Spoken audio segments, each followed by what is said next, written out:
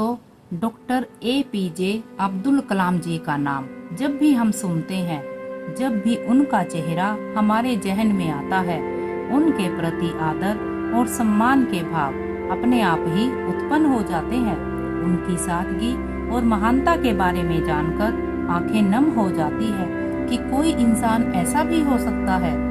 तो आज मैं आपको उनके जीवन से जुड़ी कुछ ऐसी बातें बताऊंगी जिन्हें जानकर, जिनसे प्रेरणा लेकर आप भी अपने जीवन को सही मायने में सफल और सार्थक बना सकते हैं। एक बार जब अब्दुल कलाम इसरो के बहुत ही महत्वपूर्ण प्रोजेक्ट पर काम कर रहे थे, तो एक दिन उनके चैम्बर में एक वैज्ञानिक ने आकर उनसे अनुरोध किया कि क्या वो आज शाम 5 बजे काम खत्म करके घर जा सकता है, क्योंकि उसने आज अपने बच्चों को प्रदर्शनी ले जाने का वादा किया है।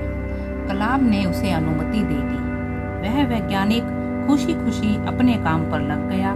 उसके बाद वो वैज्ञानिक काम में इतना लीन हो गया कि फिर उसे अपने बच्चों से किए वादे का भी ख्याल नहीं रहा। उसे इस बात की सुध तब लगी जब उसने अपनी घड़ी देखी, जिसमें 8:30 बज चुके थे। यह देखकर वह जल्दी जल्दी कलाम के चैम्बर में पहुंचा, लेकिन वे वहां नहीं थे, तो उसे बहुत निराशा हुई।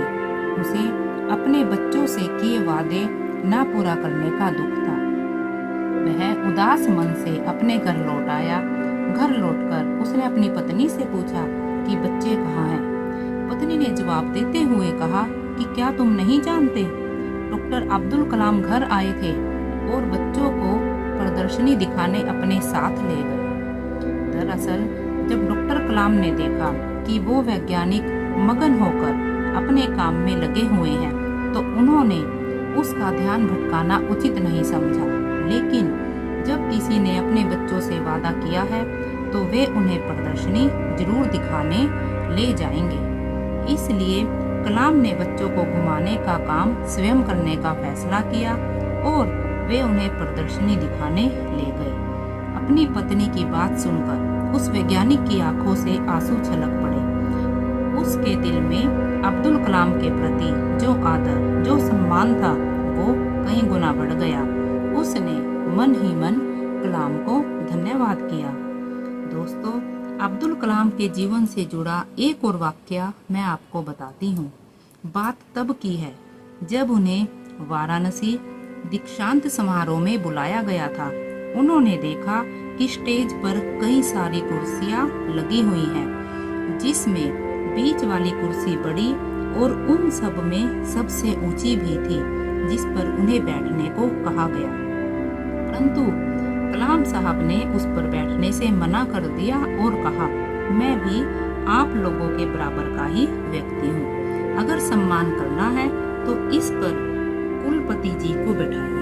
फिर ऊंची वाली कुर्सी स्टेज से हटा दी जाती है, जिसके बाद अब्दुल कलाम सबके समान वाली कुर्सी पर ही बैठते हैं।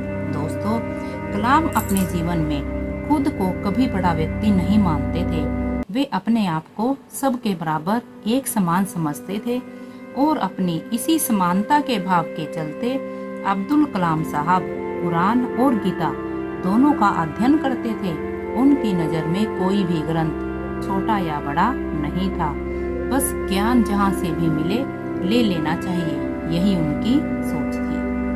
दोस्तों, राष्ट्रपति बनने के बाद डॉक्टर अब्दुल कलाम त्रिवेंद्रम की अपनी पहली यात्रा के दौरान केरल के राजभवन में ठहरे थे और उन्हें राष्ट्रपति के मेहमान के रूप में किन्हीं 2 लोगों को बुलाने का अधिकार था। तब राष्ट्रपति डॉक्टर कलाम ने अपने 2 करीबी दोस्तों को मेहमान के रूप में बुलाया। पहला था सड़क के किनारे बैठने वाला मोची और दूसरा एक छोटे से होटल का मालिक। दोस्तों, अब्दुल कलाम का संपूर्ण जीवन इंस्पिरेशन की वो पावर हाउस है, जिससे कोई भी व्यक्ति बहुत कुछ सीख सकता है। अपने अंडर काम करने वाले वैज्ञानिक के बच्चों को प्रदर्शनी दिखाने की बात हो या दीक्षांत समारोह में एक समान कुर्सी पर बैठने की बात हो या फिर राष्ट्रपति मेहमान के रूप में सड़क के किनारे बैठने वाले मोची और छोटे से होटल के मालिक को बुलाने की बात हो, इन सब से ये एक बात झलकती है कि अब्दुल कलाम किसी को भी अपने से छोटा नहीं समझते थे और यही बात उनको और महान बनाती है।